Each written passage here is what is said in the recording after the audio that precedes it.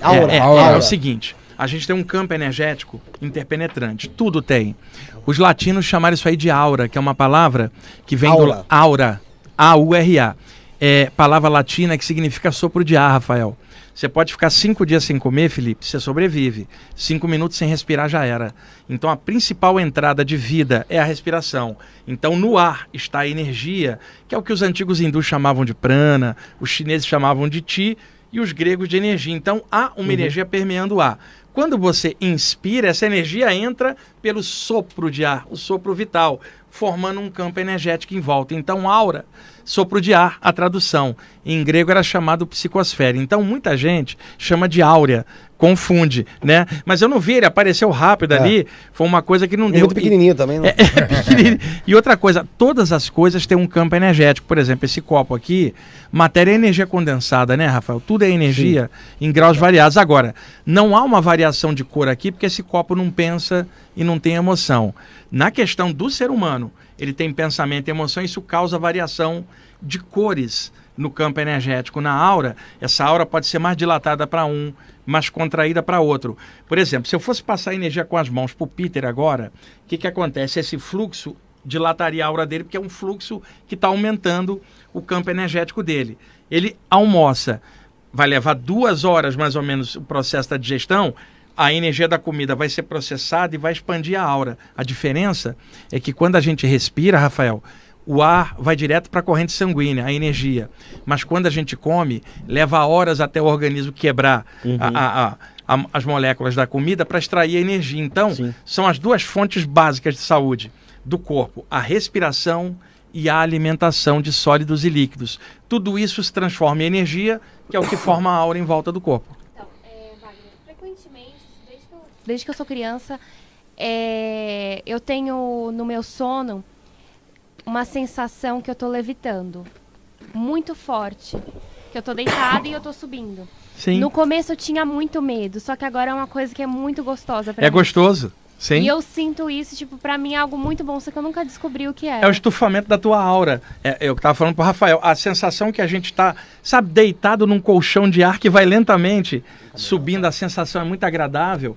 Peter também já deve ter sentido isso. E é uma sensação preliminar da saída do corpo, Sara. Inclusive, você tinha pedido para eu mostrar, esse é o livro Viagem Espiritual, Felipe, que tem... Ele tem... Olha o que você está experimentando, Sara. Ele tem 60 imagens coloridas, né, que eu pedi o Léo Dolfini, que é um artista muito bom para fazer, porque a pessoa vendo, por exemplo, uma ilustração, ela descobre o que está rolando. Então eu trouxe um para vocês. Uma imagem diz mais do que 1000 palavras. Exatamente. Então isso que você está rolando, esse livro aqui seria legal para você dar uma olhada. Eu trouxe um aqui, o Peter raptou, disse que ele vai levar. Coitado. Mas aí você sequestra dele. Mas por incrível que pareça, está o nome escrito aí. Tem todas as livrarias grandes do país, é uma das principais obras do tema no Brasil. Ele fez tudo tem energia, os alimentos têm energia. Sim. Um negócio que eu estava pensando agora, que é um negócio que é um lugar que eu me sinto bem, que eu acho que deve ter alguma energia. Praia. Eu não gosto de entrar na água lá, mas eu gosto daquele clima de praia. Eu também um lugar sou que assim. me sinto bem. Rafael, é o seguinte, o mar é a coisa mais viva dentro do planeta, e 70% do planeta é a água. O mar é uma coisa espetacular. Então, quando a onda beija a praia, a aura dessa massa de água ultrapassa vários metros. Então, quando você está na areia, você está dentro do campo energético das marés, das ondas. Isso traz um bem-estar para o corpo, e aquele vento da praia é diferente do vento encanado de uma cidade grande, que até adoece a pessoa. Aquele vento, ele limpa o campo energético. A aura do mar é a coisa mais ampla do planeta, porque o mar é o mar, a gente é fã. Ficar na areia da praia um tempinho, recebendo o vento da praia e aquela atmosfera, deixa a aura da gente muito legal. Você está certo. Eu também adoro. Tem uma coisa interessante, você falou aí do mar.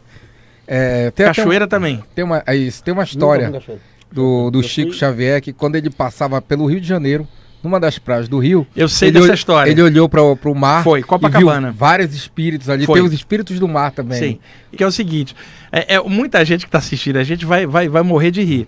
Por exemplo, suponha que o Peter desencarnou. Tem 1 ano que ele caiu fora, foi morar do lado de lá. Aí, Felipe, você acorda de madrugada no seu quarto e de repente vê o Felipe. O Peter. Né? É, o Peter. Deus me livre. É o Peter. Não sei se é pior vivo ou morto. Só vou dizer uma coisa, não perderia meu tempo no plano espiritual visitando Aí ele. o que acontece? Na hora o Felipe, por falta de informação, Rafael, o que ele vai pensar? Poxa, o Peter saiu do caixão dele, pulou o muro do cemitério, veio e apareceu para mim. Quer dizer, não vai pensar que o Peter é uma pessoa que mora em outro plano, numa comunidade espiritual e que veio visitar o amigo. Vai entrar todo o lado cultural tétrico. Meu Deus, ele saiu do cemitério, da tumba 518 e veio arrastando corrente, como se fosse um fantasma, né? Um troço do além e não o Peter, o amigo. Tipo, você viu o Peter e fala, pô, o Peter tá ali, é uma pessoa, somente está fora do corpo de vez. Ele não virou um fantasma, ele é o Peter fora do corpo, mas pelo medo a pessoa vai criar essa compreensão. Então, só para responder agora o lance dele, o Chico Xavier estava em Copacabana, na praia, isso deve ser década de 50 ou 60 do século 20, e ele olhou e ele disse que ele via vários espíritos por sobre o mar. É o seguinte, desde a velha Índia se fala isso, e a tradição mais hermética do ocultismo também fala. Os elementos têm seres espirituais que os habitam.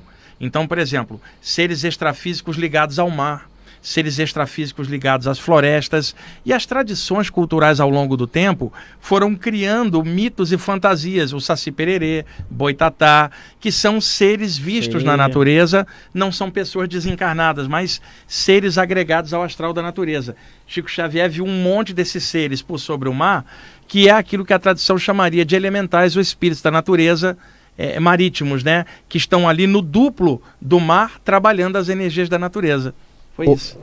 Wagner, como curar o bloqueio de visualização?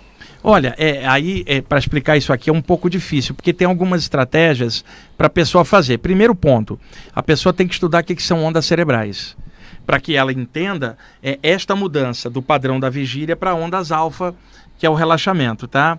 Ela precisa observar melhor o fluxo de pensamento dela. Então, eu tô aqui, meu fluxo está indo para fora, para vocês. Fechei os olhos, a ideia vem para dentro. Então, toda meditação vai ser uma interiorização para mudar o padrão de ondas cerebrais da vigília para ondas alfa. A maioria das pessoas não sabe nem o que são ondas cerebrais. Então, fica difícil explicar isso. Segundo ponto, a pessoa procure visualizar coisas agradáveis, Rafael. As pessoas querem visualizar. Você fala assim, medita, aí a pessoa senta, cruza a perna. Tá cheio de gente cruzando a perna e com o pensamento acelerado. E tem gente que está andando e ao mesmo tempo com a mente bem serena. Então não precisa ter aquela posição de lótus, aquele lance. Não, a meditação é uma postura mental, não tem a ver com o físico. Entretanto, algumas posturas do corpo físico favorecem uma estabilidade energética. Se eu estou me mexendo, a energia tende a se mexer. Se eu estou parado, Rafael, a energia tende a ficar dentro do campo. E a posição de lótus, de perna cruzada, ela deixa o corpo bem estável. Já na parte egípcia antiga era sentada com a coluna ereta e as mãos nas pernas. Quer dizer, cada cultura desenvolveu uma posição de alinhamento. Na verdade, é uma posição que seja confortável. Confortável para você. A minha é deitar, ficar deitado. Agora, o que acontece? A pessoa fica na vigília o tempo inteiro olhando tudo. Quando ela fecha os olhos é para dormir. Ela não acostuma a fechar os olhos sem ser para dormir. E na hora que ela fecha os olhos, não houve uma pausa. A mente dela fica reproduzindo em looping as ideias do dia a dia. Quando a pessoa tira um tempinho para meditar, Rafael, ela está fechando os olhos não para dormir. Então, isto dá uma diferença no padrão de ondas cerebrais, que na vigília está aqui, no sono está lá embaixo, na meditação está aqui. Permite descansar a mente sem ser o sono, porque se a pessoa cai no sono, ela apaga, mas o conteúdo mental dela foi para dentro, ela não relaxa. Entendi. Se ela sai da vigília e antes de cair no sono ela medita um pouco, houve um pause. Deixa eu dar um exemplo. Você assistiu um filme, Felipe, intenso, logo depois você foi deitar. Qual é a tendência? As imagens ficarem em looping na mente, sonhar com aquilo. Então o que eu aconselho? Você terminou de ver um filme, não deite imediatamente. Dá um tempinho, faça algo. Tira uma meia hora, leia algo, namora um pouquinho, dá um pause na mente para depois de dormir. Senão você vai arrastar toda a carga. Imagina, Felipe está assistindo ali sexta-feira 13, parte 1008, porque o cara sempre volta. E aí, tá na cama ali com o controle. Aí 2 horas de adrenalina, vendo o filme, ele desliga. Não vai adiantar falar assim, paz e luz. Ele está cheio de adrenalina. Não vai nem conseguir dormir direito. Então, o que eu aconselho? Depois do filme, faça uma coisa, vai ler, namora, senta um pouquinho, medita, para daqui a meia hora você deitar. Aí o teu cérebro vai descansar sem a carga das imagens.